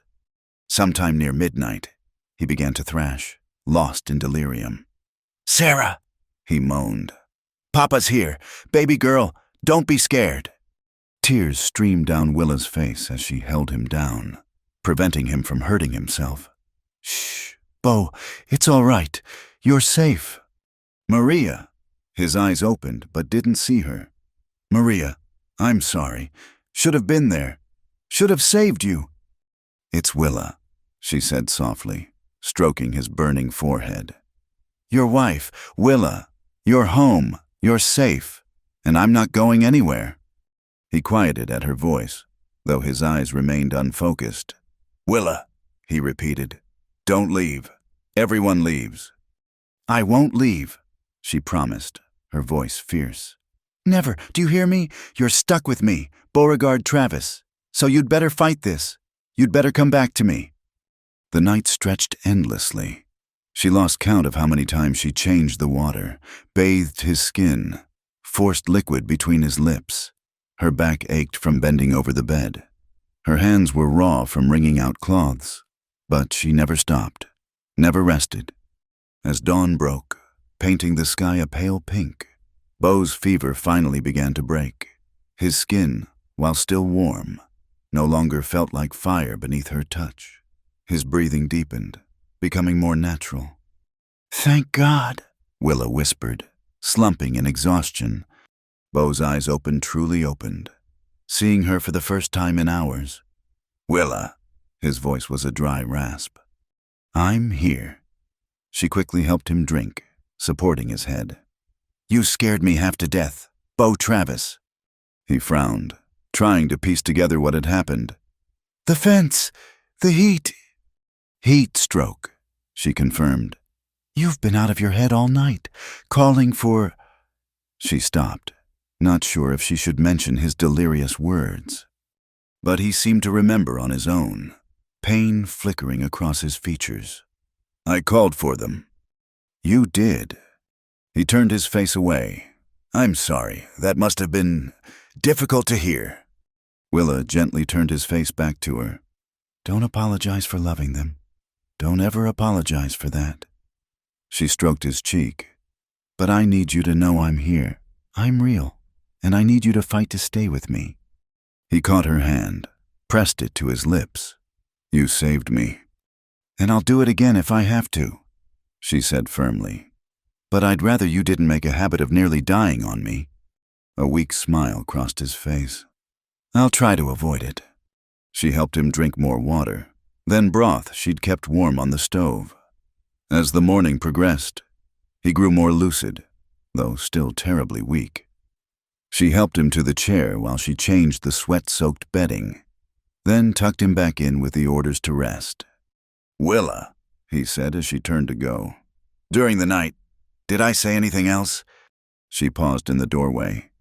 "You said you didn't want me to leave, that everyone leaves." His jaw tightened.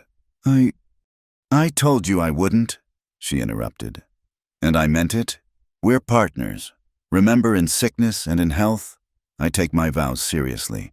Mr. Travis." Something in his expression eased. "So do I, Mrs. Travis." She smiled. "Good. Now rest. Doctor's orders." "You're not a doctor," he protested weakly. "I'm the closest thing you've got right now, so hush." Over the next days, Willa nursed him with devoted care. She kept the cabin cool and dark, forced him to drink even when he protested, and gradually reintroduced solid food as his stomach could handle it.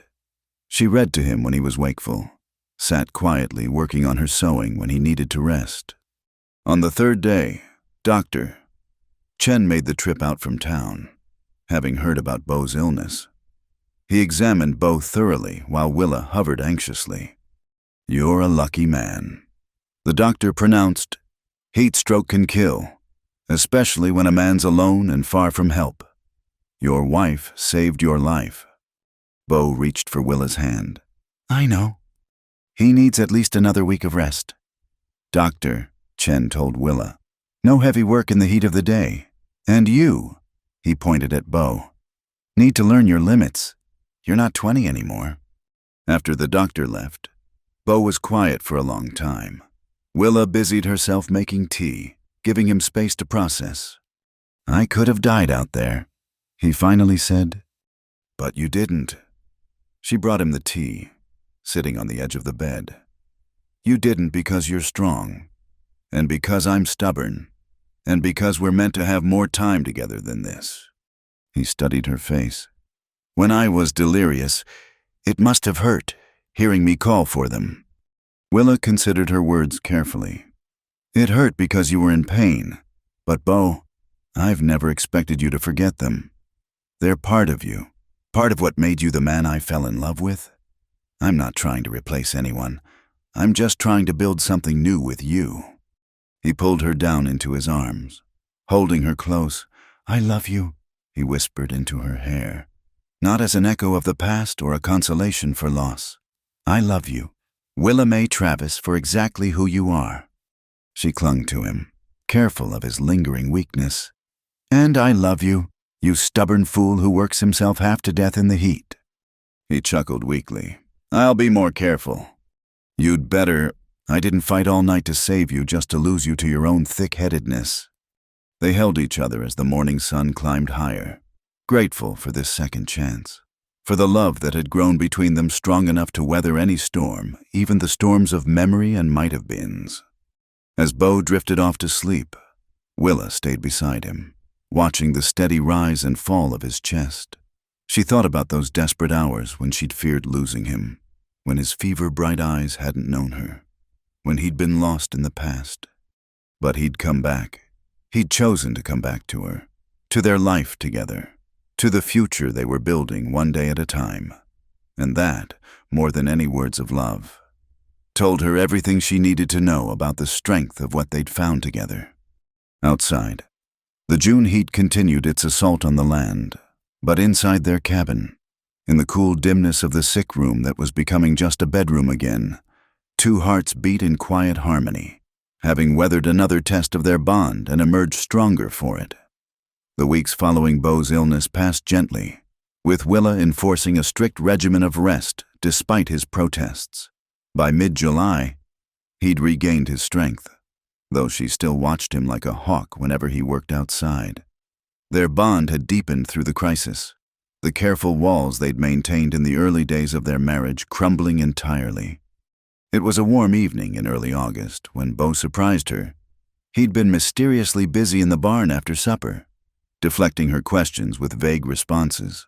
Now, as twilight painted the sky purple and gold, he appeared in the doorway with an oddly nervous expression. "Got something to show you," he said, extending his hand. Curious, Willa followed him outside, behind the cabin, where a patch of wildflowers grew.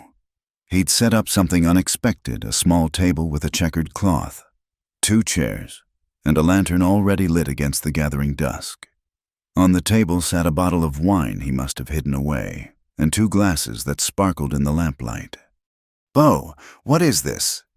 He pulled out her chair, suddenly formal. "Well, I realized something when I was lying in that bed, thinking I might not make it. We never had a proper wedding dinner. Got married in a rush, came straight home, and just kept on going like we always had." Willa sat, touched by the gesture. "We had more pressing concerns at the time, if you recall." "I recall." He poured the wine, a luxury they rarely indulged in. "But you deserved better. You deserve a lot of things I haven't given you. "Bo, let me finish," he said gently. "I've been thinking about second chances, about how I got one when you knocked on my door that night, and another when you saved my life last month. A man doesn't get many of those, and I've been wasting them." He sat across from her, reaching for her hand. "I want to court you proper. Willa, I know we're already married, but you never got the flowers, the dinners, the dancing. You got a broken man and a hasty ceremony and gossip following you everywhere." "I got you," Willa said softly. "That was enough." "Maybe, but you deserve more than enough." He stood, walked to her side of the table, and to her amazement, dropped to one knee beside her chair. From his pocket, he pulled a small wooden box. "I've been working on this while you thought I was in the barn fixing harnesses," he said, opening it. Inside lay a ring not gold or silver, which they couldn't afford, but carved from a piece of pale wood and polished until it gleamed. Delicate flowers were etched around the band. "It's made from that juniper tree," he explained. "The one I collapsed under. Figured it was fitting that tree gave me shade when I needed it, just like you gave me shelter when I was lost." His voice roughened. "Willa Mae Travis, I know I already asked you once, but I'm asking again, proper this time. Will you wear my ring and be my wife? Not because we had to rush, not because the town forced our hand, but because I love you and can't imagine a life without you." Tears blurred Willa's vision. "Oh, Bo, is that a yes?"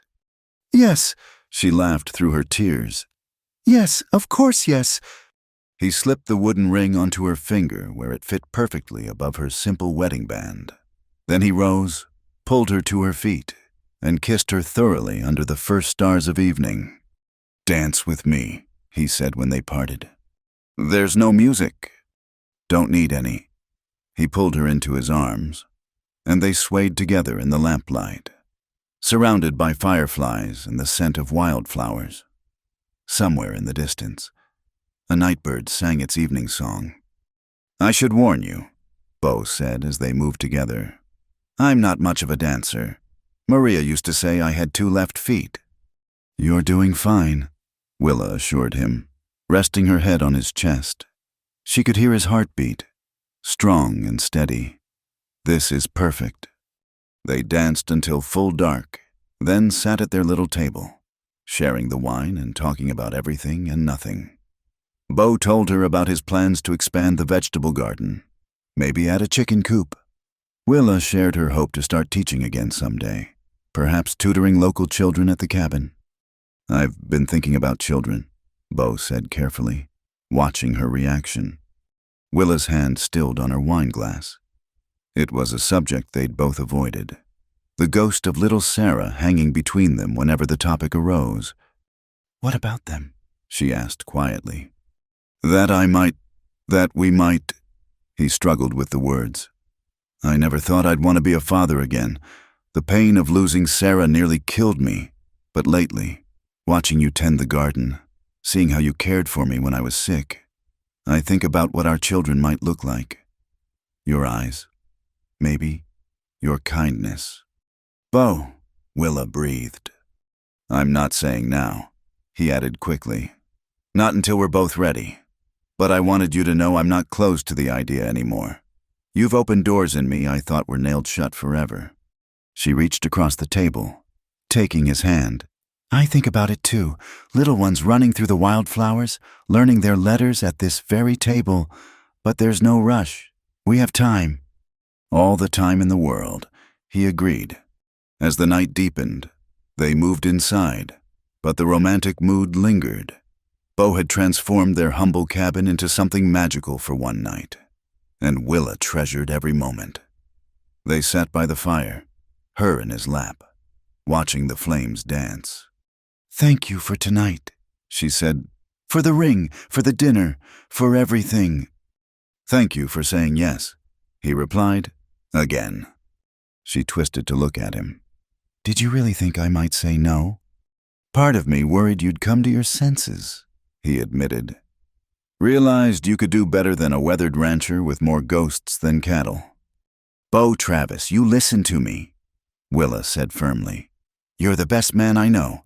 You took me in when I had nowhere to go, treated me with respect when the world wanted to tear me down, stood up for me against the entire town. You're kind and strong and decent, and I thank God every day that I found your door in that storm."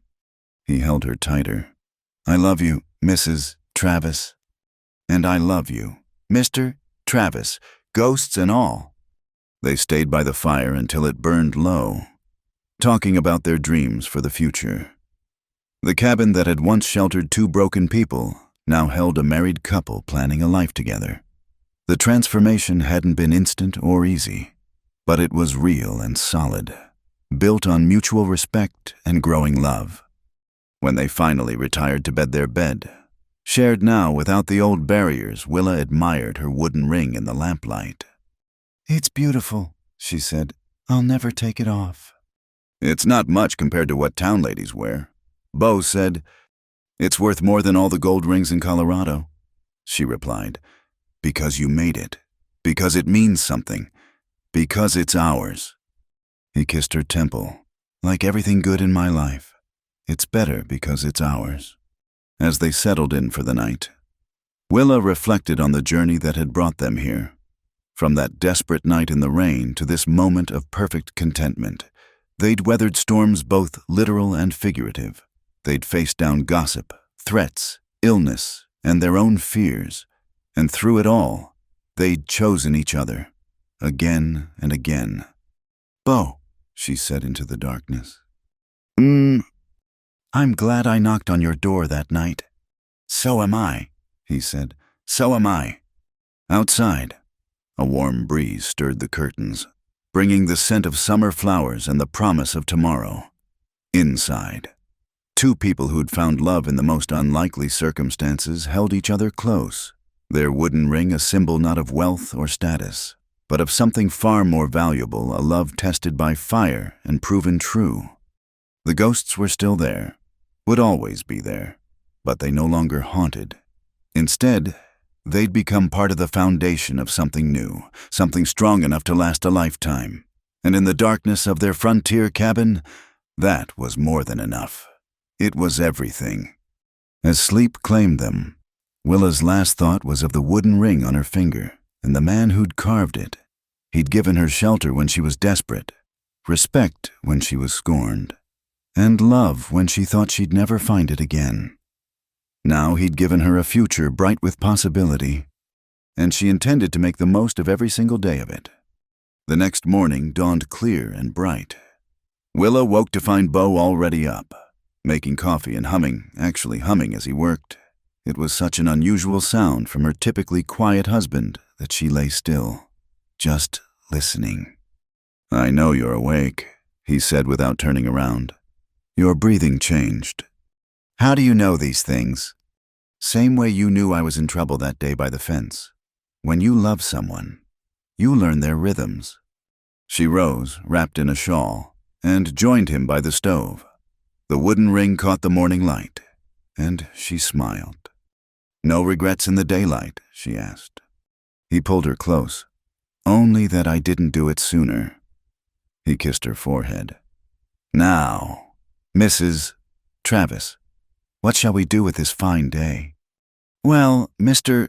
Travis," she said, leaning into his warmth, "I thought we might start with breakfast, then perhaps work on those plans for a chicken coop you mentioned. And tonight?" She smiled up at him. "Tonight, maybe you could teach me more of that dancing you claim you're so bad at." "Sounds like a perfect day," he agreed. And it was, not because anything extraordinary happened, but because they were together, building their life one ordinary moment at a time. The wooden ring on Willa's finger was a constant reminder that love didn't require grand gestures or expensive tokens. Sometimes it was as simple as a carved band of juniper wood and a promise to keep choosing each other, day after day, for all the days to come. The summer heat had given way to the cooler nights of early September, and their small bedroom was comfortable now with just the quilt Willa had finished the previous winter. She lay beside Bo, listening to his steady breathing, her hand resting on his chest where she could feel his heartbeat. After months of marriage, she still marveled at the simple pleasure of sharing a bed with someone who loved her. But tonight, sleep eluded her. The window was cracked open, letting in the sounds of crickets and the occasional hoot of an owl. A full moon cast silver light across the floor, and a restless energy hummed through her veins. "No, I can't sleep like this," she whispered into the darkness. Bo stirred immediately, instantly alert a holdover from his years of sleeping alone, always half listening for trouble. "What's wrong? Are you ill?" "No, nothing like that." She turned in his arms to face him, able to see his features in the moonlight. His hair was tousled from sleep, his face creased with concern. "Bad dream." She shook her head, suddenly feeling foolish. I can't seem to settle tonight." Bo propped himself up on one elbow, studying her. His free hand came up to brush a strand of hair from her face. "Something on your mind?" Willa bit her lip, debating. They'd grown so comfortable with each other, but some things still felt difficult to say. "Do you ever think about how different our lives are now from a year ago?" "Every day," he said softly. "Is that what's keeping you awake?" "Partly." She traced patterns on his chest, gathering courage. "Bo, I've been thinking about what you said, about children." His hand stilled on her hair. And I think I'm ready. If you are." The room seemed to hold its breath. Bo was quiet for so long that Willa began to worry she'd misread his earlier words, that he wasn't really ready to be a father again despite what he'd said. Then he pulled her closer, burying his face in her hair. "Are you sure?" His voice was rough with emotion. "I'm sure. I want to see you teaching a little one to ride, to watch you carry them on your shoulders through the fields. I want to fill this cabin with laughter and chaos and life." "It's a risk," he said quietly. "So much can go wrong. I've lived through the worst of it. Willa, I don't know if I could survive it again." She pulled back to look at him, seeing the fear plain on his face. "I know, and I can't promise nothing bad will ever happen. But Bo, we can't live our whole lives afraid of loss. Sometimes we have to be brave enough to reach for joy." He was quiet again, processing. Then, slowly, a smile spread across his face. "You're right. You're absolutely right." He rolled onto his back, pulling her with him so she lay across his chest. "When did you get so wise?" "Somewhere between scrubbing your floors and saving you from heat stroke," she teased. He laughed, the sound rumbling through his chest. "A baby. Our baby." He said it like he was testing the words, seeing how they felt. "I think Sarah would have liked being a big sister." "I think so too," Willa said gently. They rarely spoke of his first family directly, but she knew they were always there, part of the fabric of who Bo was. "You know what this means," Bo said, his hands running up and down her back. "What?" "I definitely need to add that chicken coop, and maybe expand the cabin. A child needs room to grow." "Let's start with the child first." Willa laughed. "The chickens can wait." He hooked a finger under her chin, tilting her face up for a kiss.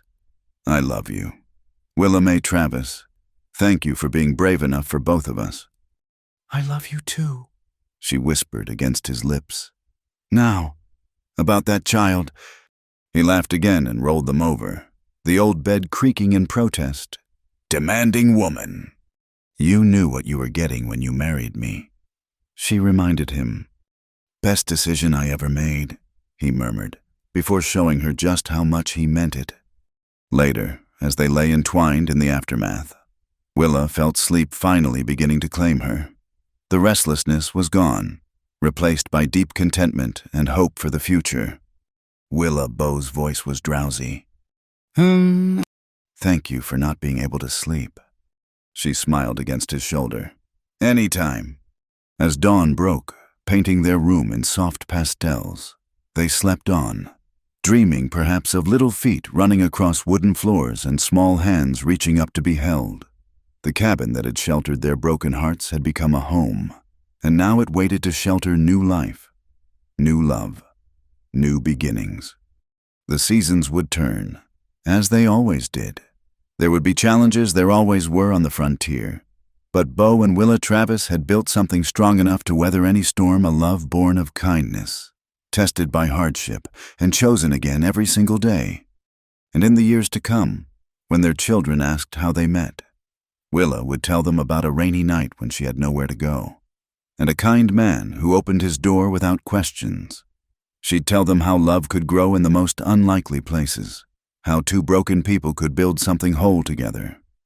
But that was for the future. For now, in the gentle light of a September morning, they slept peacefully in each other's arms, no longer haunted by the past, but looking forward to all the tomorrows yet to come. The wooden ring on Willa's finger caught the first ray of sunlight through the window, gleaming like a promise. And somewhere in the walls of that little cabin, if you listened closely, you could almost hear the echo of future laughter, of stories told and retold, of love that endured through every season. Because that's what love does. It transforms. It takes a lonely cabin and makes it a home. It takes two wounded souls and makes them whole.